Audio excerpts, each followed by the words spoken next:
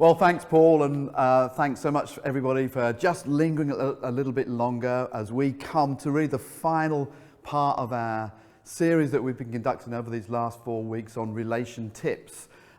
Big shout out to Jerome, I think it was, for that title, just a clever little play on words there. And I really do hope that you found our engagement and our teaching on this series a practical help with a biblical mandate behind it. And so it just falls to me to bring the last of those, the last of the series together, and this is about parenting. And I really want to talk about the importance of giving our children back. Now, I know if some of you are hearing that for the first time, maybe you're thinking, if you're going through a stressful time with your kids, you're wondering, I never thought there was an option about giving my kids back. It's not like they come with a 30-day money-back guarantee if you're not satisfied with the product, or a no-quibble ask. But maybe if you're the parents of kids like you see on this screen here, you'd really look forward to the opportunity of giving your children back somewhere. Maybe God would take them back and you can get your money back. I'm not really talking about returning our kids in that sense, but much more understanding who has real ownership of our children. And in this day and age when actually the lives of children are under such threat from so many areas, as Christians, as people that follow Jesus, follow after God, we need to understand what it is to be good models of God as parents for our children. I guess all parents from time to time will bump into that scenario of saying, well, I don't know what to do. I just don't know how to handle my children right now. And you'd be grateful for the opportunity of having a little break or having a returns policy on them. I came across just a funny where one man said one day, I've got 6 theories about how to raise children. He said, well, I used to have that. Now I've got 6 kids and no theories whatsoever. And I think starting a family and learning to raise children, it is challenging, it is hard, and we do need the power of God and the wisdom of God to help us with that. And I want to just begin to examine some of those things today. The real question as we look at this is, do we understand that our kids are God's first before they're ours? We can have a head knowledge about that, but do we fully understand that? You see, when it comes to operating a tenancy program, a tenancy strategy in life, we're not very good at that. I don't know if you understand what I'm talking about there, but when we are asked to look after something for somebody else, let's say we're renting a property or looking after somebody's car, I think there can, if you hire a car, I know we've all done it, we've hired a car because we've gone on holiday, and we can drive it a little less carefully because it doesn't belong to us. We look after a property a little less carefully because it doesn't really belong to us. And I think for many of us, we don't have a great track record when it comes to stewarding something that belongs to somebody else. And that can be true of our children. We need to understand that our children are a gift from God and they belong to Him first. And at best, we as parents get to steward them for a season of their life. It is so easy for us to forget the true value of something when it doesn't really belong to us in the first place. And I think it doesn't need me to underline, but all the stories in the media about how children have been badly treated or neglected or abused or forsaken or left to grow up wayward, that our society really needs some help in this department, and the church can offer a real hope in this area. It says these words in Proverbs, train up a child in the way that they should go, and when they are old, they will not depart from it. Train up a child in the way that they should go. I just want to pause on that little sentence. You'll see it up on the screen here. It says, train up a child in the way, this is the word, they should go. I think sometimes we misunderstand that scripture, and actually if we can be a little bit too controlling and we train up a child in the way that we think they should go.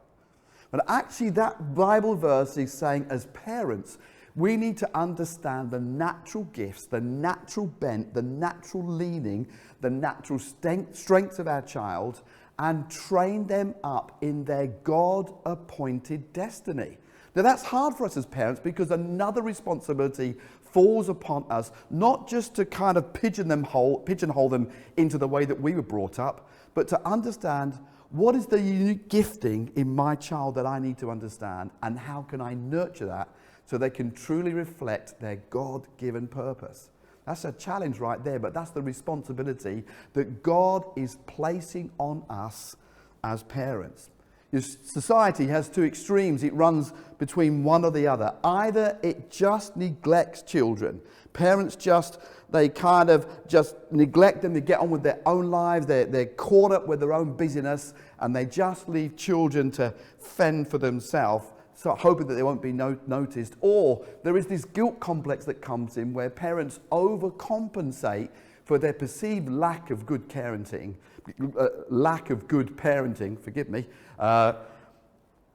or parents overcompensate for their perceived lack of good parenting and begin to pamper them so that the children become spoiled. Did you know that actually when it comes to spirituality and children, actually most children will not have a conversation with their parents about God? Most kids. I find that incredible. Tragically, too many kids grow up, even kids in the church, they'll leave school, and because they've not had that conversation, that genuine conversation about what it means to trust and believe in God, as they hit secondary school or university, they leave home and they leave their faith behind as well. So I want to look just for a little while at what Jesus has to say about that. Now you may ask me and say, well, he wasn't a parent, what does he know? Well, actually, Jesus is God, and he came up with the whole concept of family.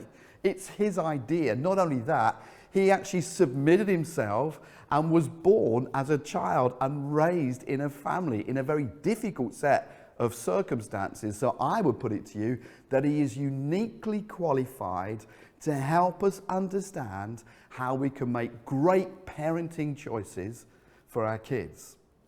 And I just want to parachute into one scripture that you know really well. You can see this coming a mile away, from Mark chapter 10.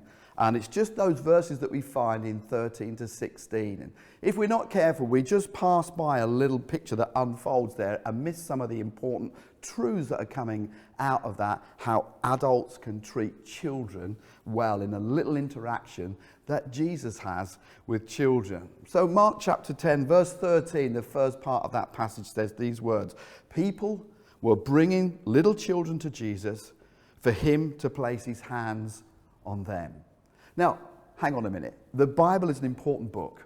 It has a huge amount to communicate to the world for millennia. Huge amount. So when God is determining what is going to go in the Word of God, he needs to be really specific, really careful about the important bits that communicate something to the world. And this story makes it. This little anecdote makes it. I think it's important that we just pay attention to some of the detail that is taking place about how Jesus engages with children. So just pause for a moment. I wonder if you can just remember what it was like to be 6 years old again. Remember what you looked like when you had all that energy and all that enthusiasm and all that hair on your head. Some of you bemoan that as you look back in history. And I'm listening to my little grandson, and he's growing up, and he's just trying to find his words right now. He's struggling with his words, but he's still got a lot of chat. Do you remember that? When you had less vocabulary, but more conversation, more chat to go along with your life. That's what 6-year-olds seem to epitomize their lives as being. Just imagine, just transport yourself back for a moment. Imagine you're a little 6-year-old in this story. What is going on in your heart and in your mind when you hear about this renowned man, this teacher? You don't know a lot of the detail, you just know he's a really important guy. And there's some great stories that seem to surround the mystery of this character, and he is coming to your area and you want to go and see him. And Mum says, we're going to find this man, we're going to listen to what he has to say. You get all excited about that. You've heard stories about how he clapped his hands and birds came to life. You know, children have a tremendous way of exaggerating truth from time to time, but that's locked in your heart. Wow, could he really do that again? Would I see that? You've heard the story how when he was at a wedding, he turned water into wine, and your little imagination, your 6-year-old imagination begins to run wild and say, I'd love to see him do something like that. Maybe he could look at me, he could clap his hands at my direction and turn me into a bird, and I can fly around and do all kinds of wonderful things. You know how 6-year-olds go. Just maybe that's a part of your thinking in that moment. And so mum takes you and you walk down the street, and there you see Jesus, and he's talking to all these people. He looks a really important person. And you want to go up to him and talk to him and say, I wonder if he'll talk to me. I wonder if he'll see me. Off you toddle as a 6-year-old, just completely non-mindful of what other people are thinking, to see if you can get to talk to Jesus. And then the verse continues, and it says these words, but the disciples rebuked them. See, the disciples to a 6-year-old must have looked a little bit like this next picture. They were the bodyguards. They were there protecting Jesus from just the side stories, the interruptions that are going on around them. And so they're there, and they're going to make sure that Jesus gets the important work done. He's not here to spend time with distracting children. And I love the response. Did you just pause in this verse for a moment? Because Jesus doesn't ignore what's going on. He doesn't endorse what the disciples are doing. It says these words. It says, when Jesus saw this, he was mildly upset. He ignored what was going on. No, the Bible uses quite a strong word. It says he was indignant. Actually, the picture there is that Jesus was hopping mad about what was going on. Now, I love it when Jesus gets mad. You know, when somebody gets mad, the real issues rise to the surface. The things that are important to them begin to bubble up to the surface. And in this case, Jesus was indignant. That's a euphemism for him being hopping mad about what he saw was going on. Why? Because Jesus saw children as important. And so he says these words, let the little children come to me, and do not hinder them. And actually, even in that little sentence, there's something we can draw from there. I've just underlined these words here, because there's a double command going on here. He's saying, let the children come to me and do not hinder them, as if he's underlining what he wants to get across to us. He's making it clear, let them come to me and don't stop them. Remember, he's mad about what he saw was going on. And that brings about this great reversal for a 6-year-old you and me. 1 minute you're being scolded by the bodyguards for trying to interfere with the great rabbi's teaching, and the next moment that very rabbi is now scolding the people that were scolding you. You feel like a little champion because you were right in the first place, and Jesus is on your side. I love that picture that is going on then. And then Jesus stops everybody in the middle of whatever it was he was saying or teaching. He wants to make a really important point about the value of children. He says these words, truly I tell you, anyone who will not receive the kingdom of God like a little child will never enter it. And he took the children in his arms, placed his hands on them, and blessed them. And so can you imagine, as the little 6-year-old boy or little 6-year-old girl, you run to him, and he grabs you with a big smile on his face, and he throws you up in the air, and you laugh and you land, and he picks you up and he puts you on his knee, and he tickles you. I know these words aren't all in the Bible. It's just I know how genuine interactions, when they're holy and righteous, can happen between adults and children. He laughs and you tell him how smart you are, and he laughs again. I just picture that scene as being something so joyful and fun together. I just want to pause there, because in context, that was a really powerful picture to paint. You see, back in the 1st century, in the Middle Eastern times, society was very poor. They didn't have all the trappings that we have in our world today. It was subsistent. People just got by. And actually, when children came along, it wasn't seen so much as a joy as a risk. And parents, they knew that actually for the first so many years, these children were going to be a liability on the subsistent family income. There was an investment, and it was hoped that things would go okay. But it's estimated that at this time in history, as many as 20% of all children were born would die before they reached 5 years old. So most parents, if they had 5 kids, would expect to lose 2 of them. I wonder what impact emotionally that would have on parents. I just think about it and I think, well, maybe they just had to learn to become a little bit emotionally detached from their kids, because that's too much emotional investment to be losing children at so young an age. Maybe there's this distance. Here we have these little units of humanity that are a cost rather than a benefit. People have got to somehow make enough to eat enough for the whole family, and it's a risk. And then if we pour our love into these kids, actually some of them are not going to be around. Maybe there's just this emotional detachment that goes on by parents at this time. They just couldn't contribute to society. And so it's understandable then that the disciples reacted in the way that they did. Kids were an encumbrance. They were getting in the way. They weren't a valuable part of society. But Jesus does what he always does. He lifts up the lowly, the Bible says. So Jesus did that with the prostitutes. Jesus did that with the tax collectors. Jesus did that with the leper. And he does that with the children. And he says these words, the last shall be first. We need to pay attention to the way Jesus treats the marginalized and the insignificant of society, and learn something, particularly as parents, for what he has to say about that.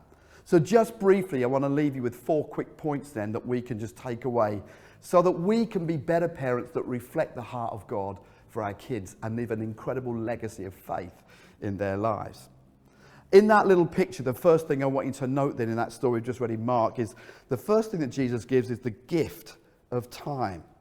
He gives his time to the kids. He interrupts his world, he stops and slows down, and he focuses his attention on children.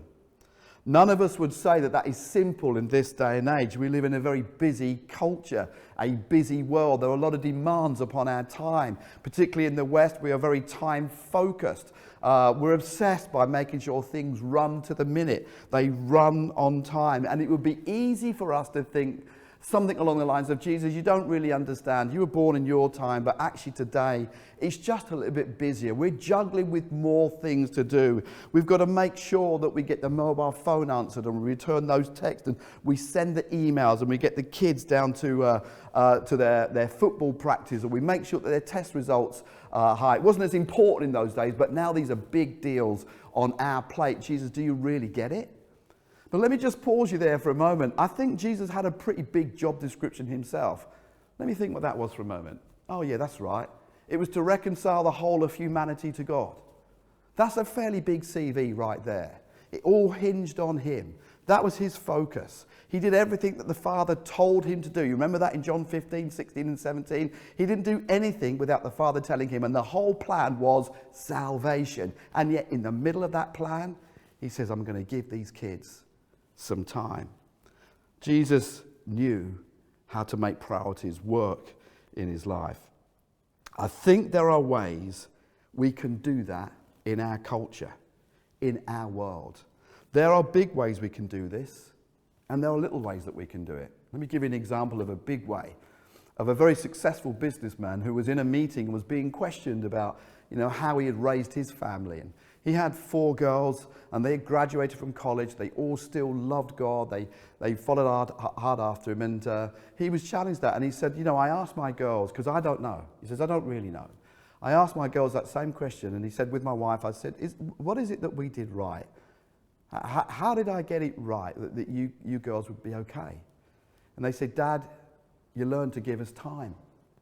You gave us your presence, not your presence, with a T and an S on the end. And he was trying to sort of navigate that, and the question came from the room that he was in that said, well, I know you're a successful businessman. How on earth were you able to do that? Because the demands of business life are huge. And he said, on my journey, I had 4 separate offers come to me at different times to become the chief executive officer of particular companies. And I remember saying no to those opportunities at that time, because I know I'm wired, like he said, and if I'd have taken them, it would have stopped me from pouring my life into the lives of my children and my wife. And so I stopped myself from doing that.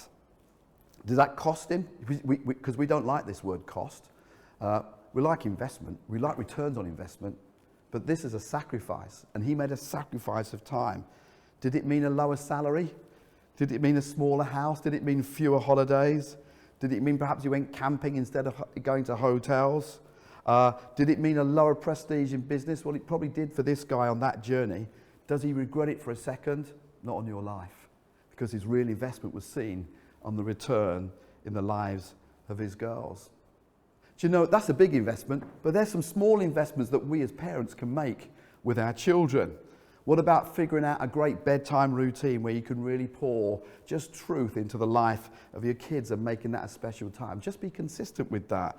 What about sacrificing by making sure that you and your family can have another night in together and have a meal around the table and just talk and just be together? What about praying with your kids in the car, if you're privileged to take them to school, on the way to school? And actually making that a normal thing, not an awkward thing, so they get to understand spirituality and talking to God from their parents.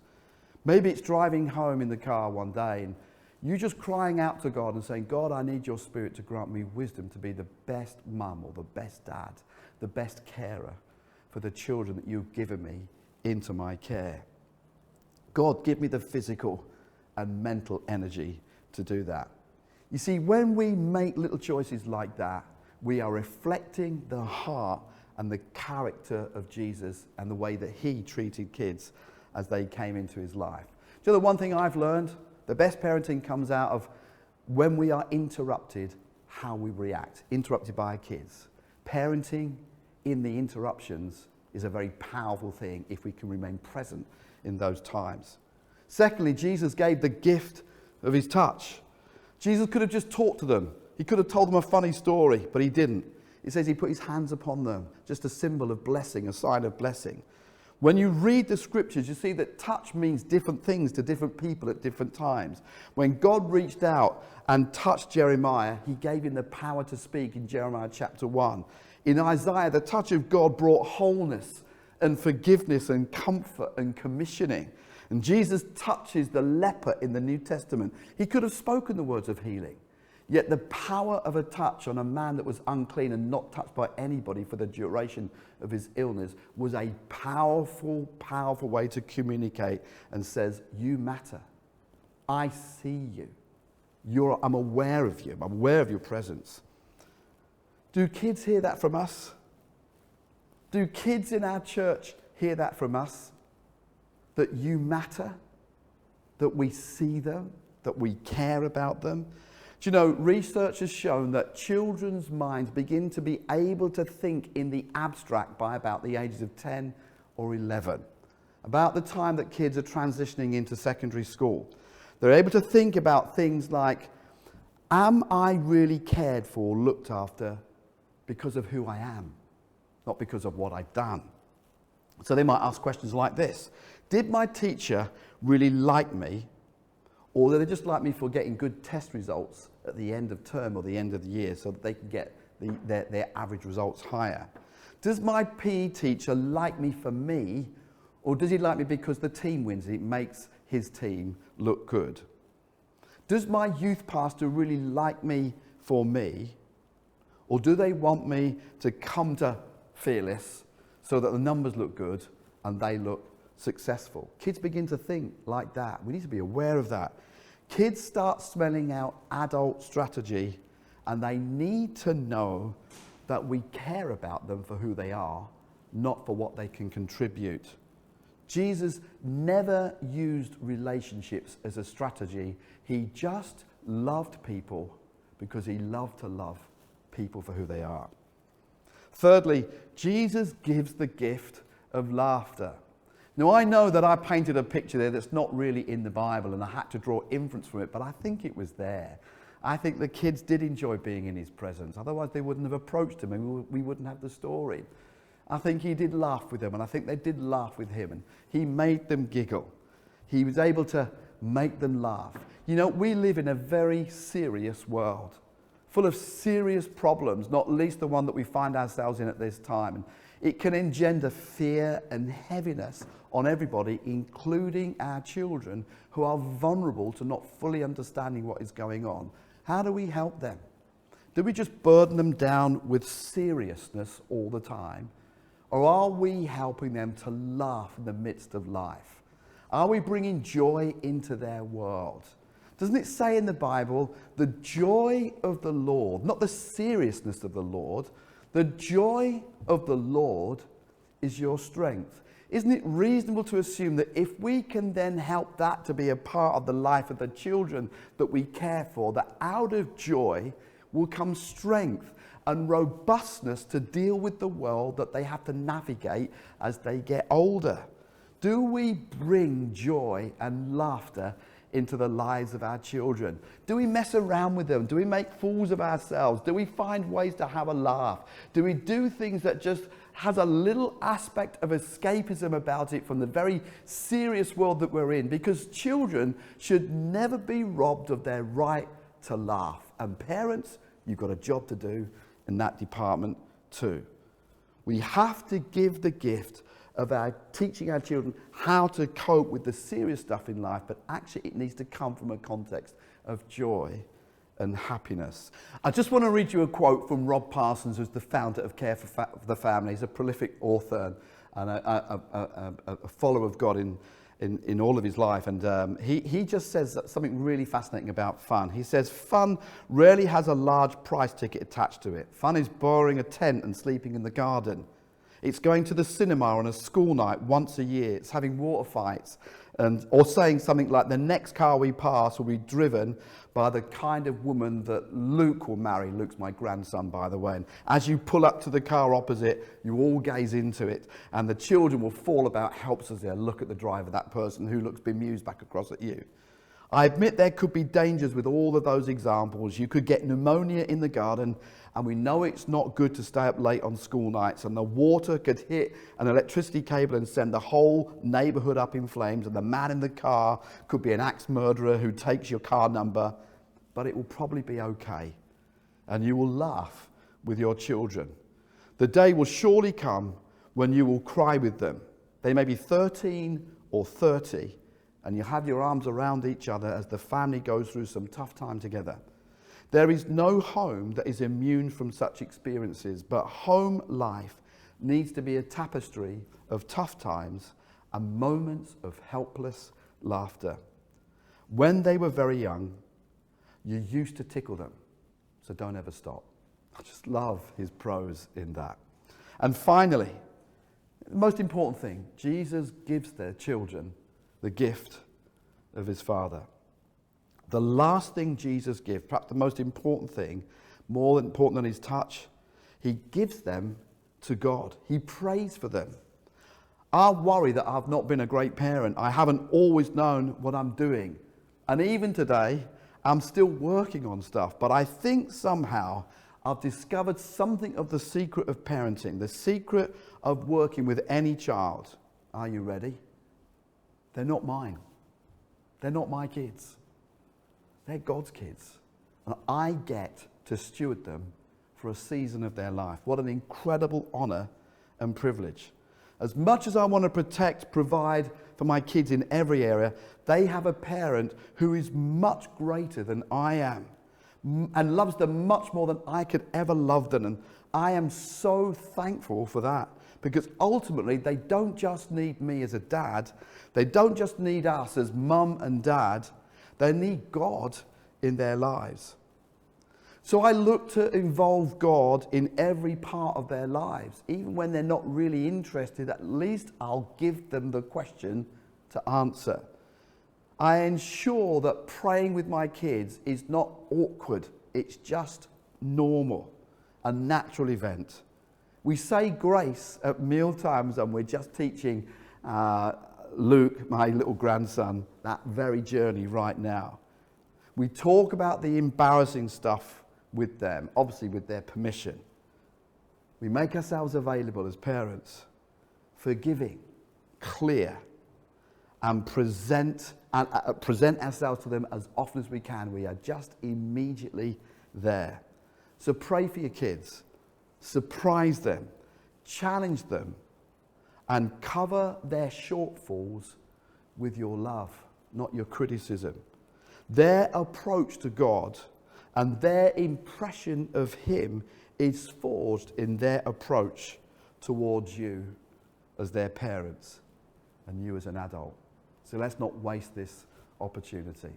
May God help us to just model something of the love of God in the lives of our children that we have care for, both in our nuclear family and in our corporate family. Let us show Jesus in all that we do. Well, I hope you found that helpful. Hope that's given you something to think about, something to pray about. Let's pray over our kids that they know the power and the blessing and the grace of the favour and the joy of God in their lives. The Lord bless and keep you this week. Stay safe. So one day nearer that we get to meet each other face to face. Well, church, that is all for today. What a great word from Pastor Nick about parenting. Amazing just nuggets. I love the fact that little story in Mark where Jesus is just, welcomes those children to him. I always find it so encouraging. And I don't know, it always lifts my spirit when I see a pastor preach and like a kid's making a noise and they just pause for a bit and they just take them in. I don't know, it warms my heart. So let's all just carry that with us and carry that word with us into our weeks, into our months, into our lives. It doesn't have to just be for this week, right? It should be forevermore now. And one way to make sure that we make things lifelong is by joining a Life Connect group. You see what I did there on Forever Life and then Life Connect group? I thought that was quite smooth, quite suave. Anyway, if you're not part of Life Connect group, then just email the one that's on the screen right now, lifeconnect@epchurchaog.com, and someone will be able to put you in a Life Connect group. We're actually in the middle of a series already, but don't worry, you can still dive in the middle and just join in the fun. Secondly, it is Cafe Church right after this service. So hop on to Zoom. The details are right now on the screen. You can see the Zoom ID and the password. We just get a chat to some of the pastors and some of other people, maybe just about what you've been up to this week and about the word today. It's just a time to connect on a Sunday morning. Well, that's all from me, church. I hope you've enjoyed the service. I hope you're going to take away something from it. And look, we'll see you next week in a little bit of a different setup. That's right. It's going to look a little different in our very, very new, very cool look. No spoilers. Ciao.